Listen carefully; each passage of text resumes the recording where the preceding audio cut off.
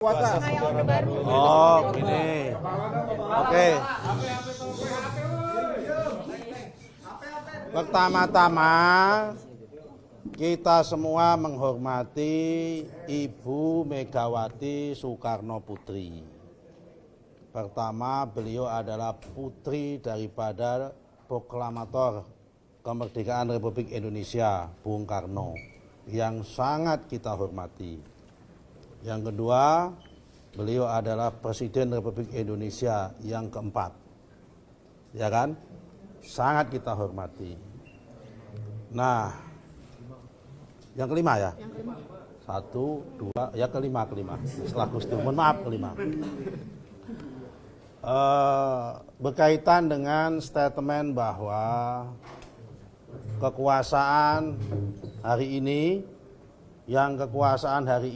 itu dibentuk oleh Ibu Megawati sendiri selama 10 tahun, karena Pak Jokowi itu pada pemilu presiden tahun 2014 diusung oleh PDIP dan diusung oleh Pak Jokowi dan didukung rame-rame, termasuk kami juga mendukung, dan pada tahun 2019 juga didukung oleh PDIP. Kemudian dikatakan mirip seperti Orde Baru. Saya katakan yang Orde Baru itu siapa dan ciri-ciri Orde Baru dan tanda-tanda Orde Baru itu apa.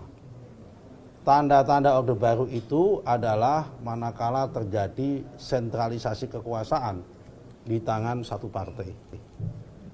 Dulu zaman Orde Baru kekuasaan itu hanya satu partai.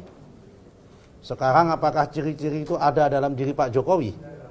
Tidak ada. Kekuasaan ini terdesentralisasi ke berbagai partai. Menko perekonomiannya dari Golkar. Kemudian menteri aparatur negara itu dari PDIP. Jadi kalau kemudian dikatakan mirip Orde Baru karena ada mobilisasi ASN, yang paling bertanggung jawab terhadap mobilisasi ASN yang bisa melakukan itu adalah Menteri Menpan RB.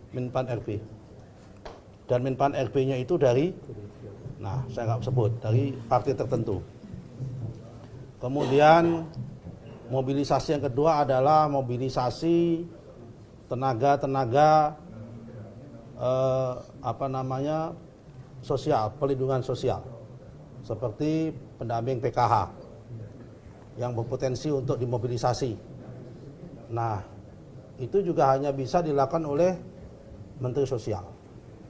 Dan Kementerian Sosial juga tersentralisasi oleh partai tertentu. Kemudian yang bisa dimobilisasi adalah lapas-lapas.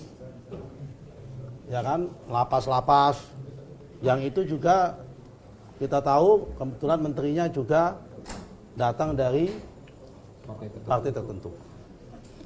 Kemudian yang nomor 4 adalah para pendamping desa yang bisa mempengaruhi kepala desa. Pembangunan desa diklaim sama ditakut-takutin kalau nggak ikut nanti nggak akan kebagian pembangunan desa.